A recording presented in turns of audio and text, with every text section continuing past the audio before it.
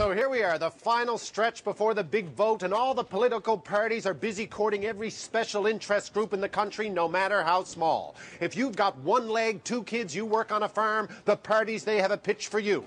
Unless, of course, you happen to be a student, in which case you're completely off the radar. Not a peep from any of the leaders. Education wasn't even mentioned in the debate. Now, I'm not saying that any politician would ever come out and say they don't care about the student vote. When they're pushed, they can all talk about educational reform and crushing debt until the cows come home. But at the 10-minute mark, they all do the same thing. They stop. They lean in like they're telling you some sort of secret, and they say, you know, it's a real shame, but students in this country, they just don't vote. Which, believe me, is code for, we don't care about students, we never have, we never will. Now this is a perfect example of where young people can learn from their elders. And by elders, I mean the elderly, as in senior citizens, because believe me, those folks, they vote. Which is why the old age home is the natural habitat for any campaigning politician.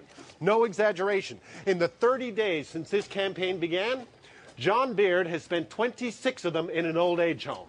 Okay, slight exaggeration. Now, I'm not saying, students, that students themselves aren't important to politicians. Oh, they are.